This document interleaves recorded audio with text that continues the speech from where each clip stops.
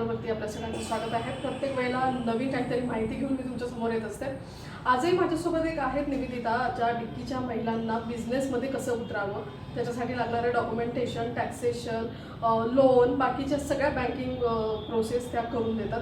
म्हटलं आता की महिलेला घरातलं कामकाज आणि फार फार तर शिक्षिकेची नोकरी, पण इथे तसं नसताना अकाउंटिंगसारखा, टॅक्सेशनसारखा किचकट वाटणारा जो सब्जेक्ट आहे त्या सब्जेक्टवरती त्यांनी काम केलं आहे. स्वतःची कन्सल्टन्सी ओपन केली आहे. स्वारगेट भागात पुण्याच्या मध्यवर्ती ठिकाणी त्यांचं कन्सल्टन्सीचं ऑफिस आहे, ते चालवतात. आणि शिवाय महिलांना ज्या नवीन उद्योजिका बनू पाहत आहेत, नव्याने आपला नवीन उद्योग सुरू करू पाहत आहेत, अशा महिलांना डॉक्युमेंटेशन, परत सरकारी पॉलिसीज, सरकारच्या ज्या स्कीम्स असतील या सगळ्यांची माहिती त्या करून देतात, त्यांना सहकार्य करतात आणि अनेक उद्योजकांना त्यांनी मदत केली आहे. माझ्यासोबत निवेदिता आहेत. आपण त्यांच्याशी जाणून घेणार आहोत की बिझनेससाठी काय काय महत्त्वाचं असतं आणि त्या कशा या क्षेत्रात आल्यात. निवेदिता, तुमचं खूप खूप स्वागत आहे आमच्या चॅनलमध्ये. कसं वळला तुम्ही या सगळ्या गोष्टींकडे? नमस्कार फर्स्ट ऑफ ऑल तुम्हाला आणि थँक्यू तुमचा वेळ आम्हाला दिल्याबद्दल. फर्स्ट ऑफ ऑल मी स्वतःचं इंट्रोडक्शन करू इच्छिते. माझं नाव निवेदिता कांबळे आणि मी या क्षेत्रामध्ये म्हणजे या क्षेत्रातला माझा जवळजवळ 19-20 वर्षाचा अनुभव आहे. म्हणजे आफ्टर ग्रॅज्युएशन मी लगेचच या क्षेत्रात पदार्पण केलं. म्हणजे 15 ते 16 वर्ष मी जॉब केला आणि जॉब नंतर म्हणजे जॉबमध्ये असतानापासूनच माझी इच्छा होती की स्वतःची एक कन्सल्टन्सी असावी. म्हणजे आधीपासूनच की जॉब नाही करायचं, जसं आपल्या डिकीचं वाक्य आहे की जॉब देणारे बना. तर पहिल्यापासूनच की डॉक्टर बाबासाहेब आंबेडकरांच्या बरीच पुस्तकं वाचल्यामुळे त्यांनी इन्स्पायर झाल्यामुळे की जॉब करायचाच नव्हता, पण तरीसुद्धा काही फॅमिली काही लायबिलिटीज असतात किंवा रिस्पॉन्सिबिलिटीज असतात, त्यामुळे मला जॉब करावा लागला. पण ते मी फार पॉझिटिव्ह घेतलं, कारण तिथे जो एक्सपिरियन्स मिळाला त्यामुळे आज मी कन्सल्टन्सी अगदी सक्सेसफुली रन करू शकते. ओके, ॲक्च्युली जर बघायचं गेलं तर एक कंपनी आहे MYAB कन्सल्टन्सी, त्याची मी प्रोप्रायटर आहे. MYABचा फुल फॉर्म आहे माइंडिंग युअर अकाउंटिंग बिझनेस. आणि अजून एक आमची कंपनी आहे बिझबर्ग इंडिया प्रायव्हेट लिमिटेड, त्याची मी डायरेक्टर आहे. आता या दोन्ही कंपनीमध्ये सर्व्हिसेस इन्क्लूड केलेल्या आहेत. म्हणजे आता उदाहरणार्थ एखादी महिला, आता आपला महिलाचा विषय निघाला आहे म्हणून मी महिलाच बोलते, कोणी कुठलाही एंटरप्रेन्योरसाठी ही प्रोसेस आहे. नॉर्मली काय होतं की जी एखादी महिला आमच्याकडे येते तर तिच्या कंपनीला अगदी नावापासून ते अगदी तिचं रिटर्न फायलिंगपर्यंत अशा बऱ्याच काय म्हणू शकतो आपण सर्व्हिसेस लागतात. मी जसं म्हटलं की अगदी नावापासून सुरुवात होते, तर नाव दिल्यानंतर प्रत्येक कंपनीला काही डॉक्युमेंटेशन्स लागतात. बेसिक डॉक्युमेंट्स असतात. एक तर शॉप ॲक्ट असतो, उद्योग आधार असतो, हे प्रोप्रायटरशिपचे झाले. प्रायव्हेट लिमिटेड असेल तर कंपनी रजिस्ट्रेशन करावं लागतं, पार्टनरशिप असेल तर पार्टनरशिप रजिस्टर्ड डीड करायला लागते. हे बेसिक डॉक्युमेंटेशन एकदा एंटरप्रेन्योरशिप तुमची सुरू झाली, एंटरप्राइज सुरू झाली की food, for example ladies maximum बऱ्याचदा फूड इंडस्ट्रीमध्ये असतात, तर फूड लायसन्स असतं. हे सगळं डॉक्युमेंटेशन आपल्या इथे होतं. त्याच्यानंतर जेव्हा हे डॉक्युमेंटेशन होतं तर दुसरा एक विषय असतो की मनी म्हणजे कॅपिटल. लेडीजला किंवा कुठल्याही एंटरप्रेन्योरला कॅपिटल हे खूप महत्त्वाचं आहे कुठल्याही बिझनेससाठी. तर नॉर्मली काय होतं, लेडीजला गव्हर्नमेंट स्कीम बऱ्याच आहेत पण त्याची माहिती नसते. मग आपण त्यांना काय करतो, इथे ऑफिसमध्ये बोलवून त्यांना ज्या काही गव्हर्नमेंट पॉलिसीज आहेत त्या सगळ्या त्यांना सांगितल्या जातात. अजून एक मी माझ्या इंट्रोडक्शनमध्ये मेन्शन मी म्हटलं नंतर करावं, पण ते गरजेचं कारण आत्ताच्या माझ्या बोलण्यामध्ये ते येईल. मी डिक्की, जी आपली Dalit Indian chamber of commerce and industry आहे, त्याची मी महाराष्ट्राची व्हाईस प्रेसिडेंट आहे विमेन विंगची. ओके, त्यामुळे ऑटोमॅटिकली डिक्कीने एक मोठी जबाबदारी महिलांसाठी माझ्यावर टाकलेली आहे की महिलांना बिझनेस करण्यासाठी जी काही मदत करता येईल मॅक्झिमम लेवलपर्यंत ती आम्ही करतो. तर त्याच आधारावर मी पुन्हा महिला हा विषय घेते. मग त्यानंतर गव्हर्नमेंटच्या पॉलिसीज एवढ्या आहेत पण त्याची माहिती अजिबात महिलांना नाही, ती देणं गरजेचं आहे. म्हणजे त्या पॉलिसीसोबत जाण्यासाठी आधी त्यांना डिटेल माहिती असणं गरजेचं आहे. त्यामुळे ती माहिती आम्ही त्यांना देतो. ऑप्शन्स देतो.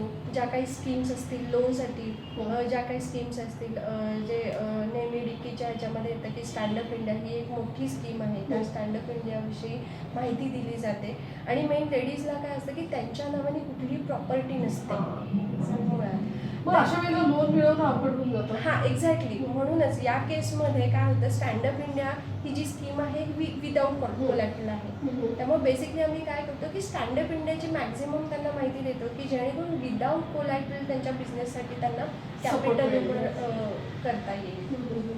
ती इन्फॉर्मेशन दिल्यानंतर नॉर्मली काय होतं, महिलांना थोडंसं मॅनेजर बँकेमध्ये गेल्यानंतर मॅनेजरशी कसं बोलावं, प्रोफेशनली म्हणू शकता आपण, त्यांच्या प्रश्नांना कशी उत्तरे द्यावी, त्यासाठी आम्ही तयार करतो. म्हणजे त्यांना पूर्णपणे त्याचं मार्गदर्शन घेतो. म्हणजे आधीच की तुमचं लोन कशासाठी हवं आहे, किती हवं आहे, त्याचे कोटेशन्स गोळा केले का, मग त्याच्यावर प्रोजेक्ट रिपोर्ट करून देणं, ऑनलाईन फॉर्म सबमिट करणं. बरं, नुसतं प्रोजेक्ट रिपोर्ट करून दिलं की त्यांना त्यातलं काही कळत नाही. त्यामुळे आम्ही काय करतो की तो प्रोजेक्ट रिपोर्ट त्यांच्याकडून सगळे इनपुट्स घेऊन करतो. ओके. म्हणजे नॉर्मली काय होतं, कन्सल्टंटकडे कुठला अर्थविनियर गेला की मला एवढं लोन हवं आहे आणि एवढ्या व्यवसायासाठी हवं आहे, एवढं सांगितलं की प्रोजेक्ट रिपोर्ट नॉर्मली बनवला जातो.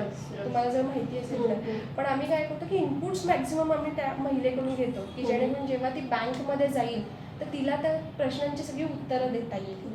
ओके. त्यामुळे इनपुट्स दिल्यामुळे ऑटोमॅटिकली प्रोजेक्ट रिपोर्ट कसा बनला जातं, इथे 50% तिचं काम होतं. त्याच्यानंतर मग जे काही फायनान्शियल अगदी डीपली नाही आम्ही समजावून शकू, पण नॉर्मली जे बँक मॅनेजरचे क्वेश्चन्स असतात त्या बेसिसवर आम्ही तो प्रोजेक्ट रिपोर्ट सुद्धा त्यांना समजावून देतो.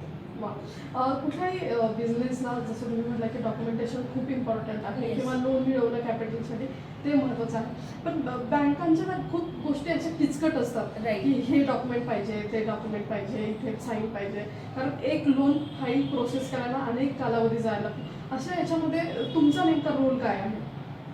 आता तसं बघायला गेलं तर मी जर स्टँडअप इंडियाबद्दल बोलले की डॉक्टर पद्मश्री मिलिंद सर जे आहेत त्यांनी ही स्टँडअप इंडिया जी सुरू केली, ह्या सगळ्या प्रॉब्लेम्स त्यांनी ऑलरेडी कन्सिडर केले होते. त्यामुळे स्टँडअप इंडियाला जर तुम्ही बघितलं तर डॉक्युमेंटेशन हा फार कमी विषय आहे. म्हणजे नॉर्मल KYCs लागतात, तुमचं पॅन कार्ड लागतं, तुमचं आधार कार्ड, उद्योग आधार, प्रोजेक्ट रिपोर्ट, आणि जर तुम्ही SC/ST कॅटेगरीमधले असाल तर कास्ट सर्टिफिकेट हे, आणि फोटो, सिग्नेचर. एक 8 ते 9 डॉक्युमेंट या स्कीमला लागतात. त्यामुळे तिथे अर्धं काम तुमचं होऊन जातं. ओके. आतापर्यंत सगळ्यात मोठं लोन मिळवून दिलं किंवा सगळ्यात मोठा बिझनेस सुरू केला असे काही अनुभव आहेत तुमच्याकडे काय? हो, बरेच आहेत. म्हणजे जसं मी म्हटलं की स्टँडअप इंडिया ही जी स्कीम आहे 10 लाख ते 1 CR पर्यंत आहे. ओके. तर त्यातलं 80 lakhs आम्ही एक मिनरल वॉटर प्रोजेक्ट केला होता, त्यांना ते लोन मिळालेलं आहे. एक 70 lakhs जे इलेक्ट्रिक पॅनल्स असतात त्याच्यासाठी लोन करून दिलेलं आहे. इवन एक लेडीज आहे, तिचं बेकरी प्रोडक्ट होतं, तिचं 35 lakhs. असे बरेच सक्सेस स्टोरीज आहेत. इवन एक मध्ये आपलं कॅरी बॅग्स बंद झाल्या होत्या, प्लास्टिकवर बंदी आली होती, तेव्हा जवळजवळ 3 ते 4 प्रोजेक्ट्स ह्याच्यावर झाले होते, पेपर बॅगचे झाले होते. जेन्युइन प्रोजेक्ट आहेत ना ते नक्की स्टँडअप इंडियामधून अगदी होतातच. बरं, ह्या बिझनेसला सपोज सुरुवातीचं काही अमाऊंट मिळाली आणि बिझनेस सुरू झाला, पण हे बिझनेस टिकावेत, पुढेही चालू राहावे, याच्यासाठीही तुमच्याकडे काही होतं? हो, नक्कीच. म्हणजे जसं मगाशी म्हणाले की महिलेच्या कंपनीला नाव देण्यापासून ते अगदी इन्कम टॅक्स रिटर्न फाईल करेपर्यंत, तर त्याच्यामध्ये कॉस्टिंग आणि अकाउंटिंग हा मेजर पार्ट येतो. म्हणजे मॅनेजमेंटचा. तर वेळोवेळी त्यांचं जे अकाउंटिंग आहे किंवा GSTचं वर्क आहे हे सगळं आम्ही आमच्याकडे घेतलं, म्हणजे आमच्याकडे आले ॲज अ कन्सल्टंट. तर त्या तुमचा जो बिझनेस आहे तो मॅनेज कसा करता येईल कॉस्ट लेवलवर, ही त्यांना आम्ही गाईड करतो. काय पुढे काय ॲम्बिशन्स या कन्सल्टन्सीमध्ये आहे? तुम्ही डायरेक्टर आहात एका कंपनीच्या, पुढे काय करायचं आहे? जसं तर स्वतःच. तुम्ही म्हणाला म्हणजे त्याच्यातच खरं उत्तर आहे की हां. कुठलाही एंटरप्रेन्युअर आपल्याकडे आला हो. की त्याचा बिझनेस एक स्टार्टअप म्हणून तिथेच 1-2 वर्षात बंद नाही झाला पाहिजे. Exactly. तो कायमस्वरूपी त्यांनी रन केला पाहिजे. हम्म. तर त्याच्यासाठी जे काही चॅलेंजेस असतात त्याच्यासाठी आम्ही आधीपासूनच त्यांच्याकडून तयारी करून घेऊ की जेणेकरून नेहमी सर म्हणतात मिलिंद सर म्हणतात की मार्केट मनी आणि मॅनेजमेंट आणि मेंटॉरिंगची गरज असते. तर डिक्की ह्याच्यावर खूप मोठं काम करतोय. तर या सगळ्या म्हणजे इन्फॉर्मेशनसाठी आम्ही इथे बसलेलो आहोत.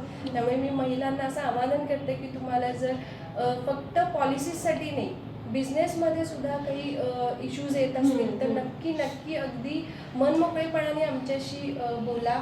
नक्की त्याच्यावर काही ना काहीतरी सोल्युशन करायला तुम्हाला मिळेल. हे मी तुम्हाला सांगते, आश्वासन देते. फक्त असं कसं आहे की तुम्ही असं नाही बोलू शकत की पूर्णपणे तुम्ही करा. हां, एक्झॅक्टली. तर तुमचे क्वेश्चन्स घेऊन या, त्यांच्यासाठी आम्ही नक्की काही ना काहीतरी सोल्युशन देऊ. स्टँडअप इंडियाबद्दल मी मगाशी बोलले तर स्टँडअप इंडिया मध्ये डिक्की ही चॅम्पियन एजन्सी आहे आणि डिक्की थ्रू पुण्या रिजनसाठी मायाप कन्सल्टन्सी ही हँडहोल्डिंग सपोर्ट आहे. म्हणजे तुम्ही इथे बघाल तर पोर्टलवर तुम्ही standupmitra.in गेलात तर पुणे रिजनसाठी तुम्हाला जर म्हणजे मी खास कर पुणे रिजनसाठी बोलते कारण आपण पुण्यामध्ये आहे, मी पुण्यामध्ये आहे. तसं आमचं काम हे पॅन इंडिया चालतं आणि स्टँडअप इंडिया ही सेंट्रलाइज स्कीम आहे, नो डाऊट. तर तुम्ही जर स्टँडअप इंडियाच्या पोर्टलवर गेलात standupmitra.in आणि तिथे तुम्हाला ॲप्लिकेशन आणि प्रोजेक्ट रिपोर्टसाठी काही हेल्प हवी असेल तर पोर्टलवर MYB कन्सल्टन्सी म्हणजेच मायाप कन्सल्टन्सी हँडहोल्डिंग सपोर्ट म्हणून तुम्हाला नक्की मिळेल. सर्च करा. काही मदत लागली तर फोन करा. माझा नंबर तुम्हाला तिथे अवेलेबल आहे. आणि आसाम विषयी तुम्ही बोलणार, सॉरी नागालँड विषयी. हां, अजून एक मी मगाचपासून ब्रँडिंग विषयावर बोलते आहे. तर मी मगाशी म्हटलं की आमच्या 2 कंपनी आहेत, MYB consultancy, Bizbert India private limited. तर यामध्ये बिजबर्ट इंडिया सुरू करायच्या मागे एक थॉट प्रोसेस अशी होती की वन टेबल ऑल सोल्युशन. म्हणजे नॉर्मली मार्केटमध्ये वेगवेगळ्या कामासाठी वेगवेगळ्या कन्सल्टन्सीज आहेत. मग एका कंपनीसाठी तो बिझनेस ओनर किंवा एम्प्लॉयर एंटरप्रेन्युअर किती कन्सल्टंटला आपला अपॉइंट करणार. म्हणून याच्यातून बिजबर्टचा हे रजिस्ट्रेशन आम्ही केलं किंवा बिजबर्ट सुरू झालं. म्हणजे तुम्हाला अगदी कंपनीला नाव देण्यापासून तर तुमचं अकाउंटिंग, टॅक्सेशन, ब्रँडिंग आणि तुमचं रिटर्न जाईपर्यंत सगळ्या सोल्युशन्स तुम्हाला एका टेबलवर मिळाव्यात म्हणून बिजबर्ट इंडिया प्रायव्हेट लिमिटेड सुरू झाली. आता मी बऱ्याचदा तुम्हाला फायनान्स, डॉक्युमेंटेशन ह्याची बरीच उदाहरणं दिली. तर ब्रँडिंगच्या बाबतीत जर एक मोठं सांगायचं झालं तर आम्ही नागालँड गव्हर्नमेंटसोबत सुद्धा काम केलं आहे. सुजित कीर्तपुडे हा वन ऑफ द डायरेक्टर आहे. तो ईट क्रिएटिव्हचा प्रोप्रायटरसुद्धा आहे. तर नागालँड गव्हर्नमेंटसोबत आम्ही आंग्या या ब्रँडवर काम केलं. त्यांचं ब्रँड डिझाईन अँड डेव्हलपमेंट अगदी पूर्ण आम्ही करून दिलं. आम्हाला असं वाटलं की अँग्याचे जे ओनर आहेत रिचर्ड बेलो फक्त त्यांचंच काम आहे आणि तिथे गेल्यावर म्हणजे खरं सांगायचं आमच्यासाठी सुद्धा ते आश्चर्य होतं. तिथे गेल्यावर कळलं की अँग्या हा डुडा गव्हर्नमेंटचा ब्रँड आहे. म्हणजे त्यांनी त्याला प्रमोट केलेला आहे. म्हणजे तसं बघायला गेलं तर आमच्या कंपनीचं म्हणजे बिजबर्ट इंडिया लिमिटेडचं किंवा सुजित कीर्तपुडेची एक ईट क्रिएटिव्ह ही कंपनी आहे आणि MYB कन्सल्टन्सी ज्याची मी प्रोप्रायटर आहे. आमचं काम पॅन इंडिया आहे आणि तसेच सक्सेस स्टोरी आमच्या बऱ्याच क्रिएट झालेल्या आहेत. मग तिथे गव्हर्नमेंट पॉलिसीच्या असू देत किंवा मग ब्रँडिंगच्या असू देत. किंवा बिझनेसचं ब्रँडिंग कसं पद्धतीने तुमच्याकडनं केलं जातं? हां, मी तो एक विषय खूप महत्त्वाचा आहे. म्हणजे मी जसं म्हटलं की कंपनीला नाव देण्यापासून त्याचं अगदी रिटर्न फायलिंगपर्यंत आमच्याकडे काम होतं. तर तो फ्लो मी थोडासा मगाशी सांगायचा झाला तो मी कंप्लीट करते की नाव झालं, डॉक्युमेंटेशन झालं की कॅपिटलसाठी त्यांचं गव्हर्नमेंट पॉलिसी झालं की त्याच्यानंतर एखाद्या कंपनीला ब्रँड किती महत्त्वाचा आहे आम्ही त्यांना समजावून सांगतो. म्हणजे उदाहरणार्थ द्यायचं झालं तर तुम्ही मार्केटमध्ये गेलात तर ठीक आहे तुम्ही आता वेल नोन नाही म्हणजे तुमचा ब्रँड म्हणजे कोणी मार्केटमध्ये ओळखत नाही आहे. पण साधं डीमार्टचं जरी उदाहरण दिलं तर खूप सारे तिथे ब्रँड्स असतात. तर त्याच्यामधून तुमचा प्रोडक्ट उचलण्यासाठी त्याचं जे पॅकेजिंग आहे, त्याचा जो लोगो आहे, त्याचे कलर कॉम्बिनेशन आहे, हे किती हाय लेवलपर्यंत छानपैकी करून देता येईल त्याचा आम्ही प्रयत्न करतो अट्रॅक्टिव्ह ब्रँड करण्यासाठी, की जेणेकरून 100 ब्रँडमध्ये सुद्धा तुमचं पॅकेट जे आहे मग कुठलंही असेल ते उचललं गेलं पाहिजे. जर एकदा ते पॅकेट उचललं गेलं आणि त्याची क्वालिटी जर लोकांपर्यंत पोहोचली तर नक्कीच ती क्वालिटी आवडल्यावर लोक तुमच्याकडे एक्झॅक्टली आणि पुन्हा तिथे मार्केटिंगला सपोर्ट मिळेल. आणि जसं सगळ्यांनाच माहिती आहे की ब्रँड किती महत्त्वाचा आहे. म्हणजे आज क्वालिटी केव्हा कळते? वापरल्यानंतर.